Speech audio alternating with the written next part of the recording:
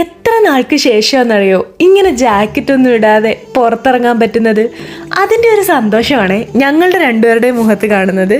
സൂര്യൻ ഇങ്ങനെ തിളങ്ങി നിൽക്കുന്നത് കാണുമ്പോൾ ഇത്രമാത്രം സന്തോഷം ഉണ്ടാകുന്നത് എനിക്ക് മാത്രമാണോ എന്ന് എനിക്കറിയില്ല കേട്ടോ.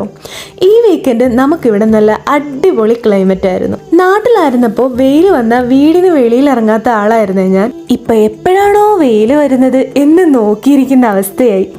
ജീവിതത്തിൻ്റെ ഒരു പോക്കെ. ഇത് നമ്മുടെ വീടിൻ്റെ അടുത്ത് തന്നെയുള്ളൊരു പാർക്കാണേ. ഞങ്ങളിവിടെ പലപ്പോഴും വന്നിട്ടുമുണ്ട്. പക്ഷേ ഈ വരവിനാണ് ഞങ്ങൾ ആ വലിയ സത്യം തിരിച്ചറിഞ്ഞത്. ഞങ്ങളങ്ങനെ വെതറൊക്കെ എൻജോയ് ചെയ്ത് അവിടെ ഇങ്ങനെ ഇരുന്നപ്പോഴാണ് ഒരു ജർമ്മൻ അമ്മച്ചി വന്ന് ഞങ്ങളോട് പറയുന്നത്, മക്കളെ നിങ്ങൾക്കറിയാവോ ഈ പാർക്ക് പണ്ടൊരു സെമിത്തേരി ആയിരുന്നു എന്ന്.